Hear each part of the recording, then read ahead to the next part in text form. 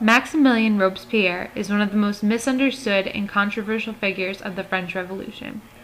He is known as the Incorruptible, and his name is synonymous with one of the darkest and most radical phases of the Revolution, the Reign of Terror. By being one of the most powerful and influential men in the Committee of Public Safety, he controlled France post-monarchy using fear as his motivating factor. Interestingly enough, Robespierre once vehemently opposed the death penalty, but then ended up being the cause for some 40,000 deaths that took place from 1792 to 1794. Some people view Robespierre as a man of pure evil, even going so far as to call him the devil incarnate. Many people draw parallels between him and Hitler and Stalin, claiming that in him we see the beginnings of 20th century dictatorship. Others praise him as the champion of liberty and the protector of democracy. Despite how Robespierre is viewed by contemporaries today, the undisputable fact remains. Robespierre changed the course of the revolution, and with his life and death made changes in France that still impact the modern world. Maximilien François-Marie Isidore de Robespierre was born in 1758 in Pas-de-Calais to a family of lawyers.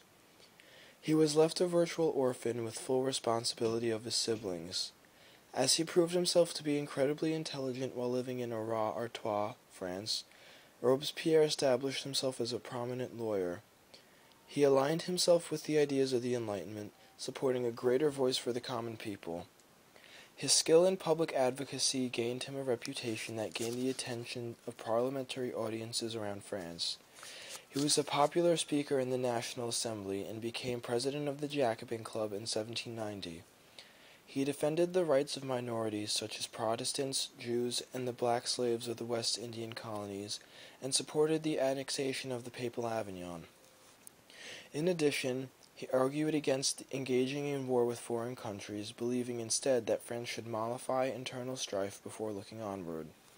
Although he was incredibly popular, he had no sense of humor, and he was never married. He had an air of coldness about him and often found it hard to make friends. No other revolutionary leader inspired as much devotion as Maximilien Robespierre. Robespierre's most influential time was when he was seated on the Committee of Public Safety, which was created by the National Convention in 1793. During the de facto rule of the government through this committee, the governing of the people was conducted through fear and terror, which led part of the revolution known as the Reign of Terror. The Committee of Public Safety was commissioned to oversee the war effort. As the committee ruled through the Reign of Terror, it assumed many ministerial functions, but was not extreme enough to be considered a dictatorship. The committee worked to save the revolution from foreign invasion and civil war. However, Robespierre was the ideology behind the Jacobin terror, which was supported by the cult of the Supreme Being. The policies of the committee would ultimately lead to the Reign of Terror, which was an emergency government and reflected the committee's harsh ideology in controlling the radical peasants. The Terror was a period of violence after the start of the Revolution, in which the state executed citizens who posed a threat to the power exercised by the government at an alarming rate. The horror instilled in the people was aimed at suppressing the radical ideas represented by the revolutionaries. This style of dictating the citizens, developed greatly by Robespierre, is one that is unique in all of European as well as world history, as utilizing this method in what was considered a civilized society was astonishing to other European leaders. This radical institution of power would prove to be a turning point in history, as Robespierre's ideology will serve as an inspiration to future leaders. Many parallels can be seen between Maximilien Robespierre and modern dictators. Much like Robespierre, Adolf Hitler was able to find power in his country during a dark time. After World War I, Germany was in a state of tremendous debt and loss. Hitler used his political stance to take advantage of the weaknesses the country was facing. Going back into history, prior to Hitler even being thought of, you'll find Robespierre. His name is closely associated to the Reign of Terror, where he managed to find order in a chaotic state that France was in.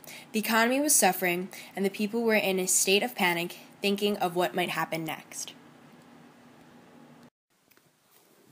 During the Reign of Terror, a cruel period when France was killing its people by hundreds, people were arrested and executed without trial if they were accused of being enemies of the revolution. It is estimated that about 40,000 people died during this 15-month period. Robespierre can be credited for most of these deaths. Similarly, during the Holocaust in Germany, Hitler is responsible for 6 million deaths during his time in power, many due to genocide. Parallels can also be seen between Joseph Stalin and Maximilien Robespierre. Stalin initially started off his reign with plans like the 5-year plan and the NEP that were supposed to help Soviet Russia become more powerful. But instead, these things led to corruption.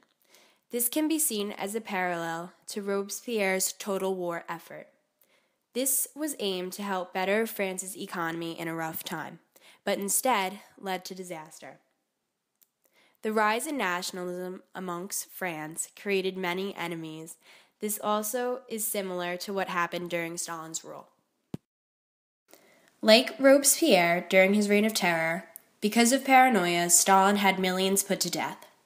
Stalin even had people from his own party killed. Robespierre's downfall can be partially attributed to the flaws of his character.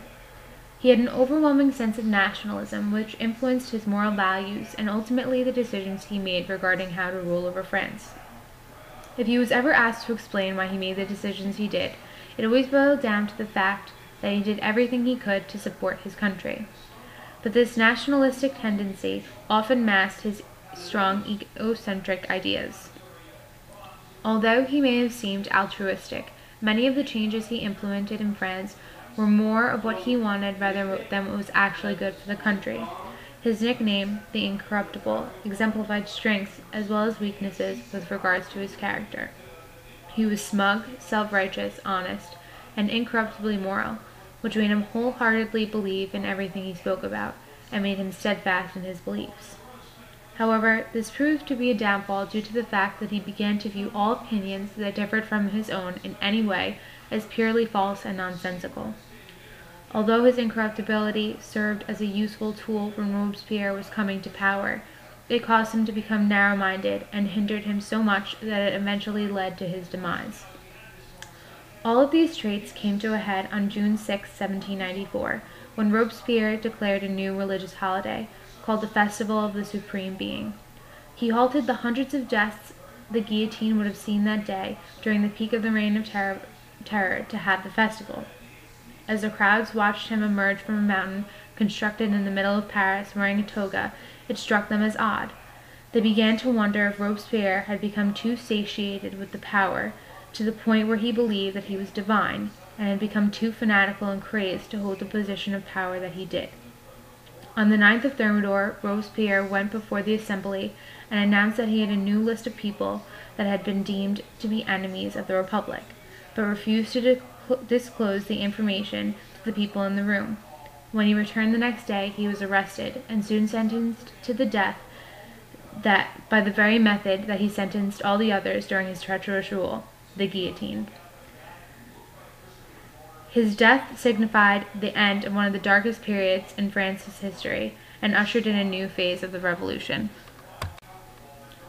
For many years after Robespierre's rule, France worked to prevent anything like him to happen again in France. People lived in paranoia, which eventually was ameliorated after the conservatives again took over after the Congress of Vienna.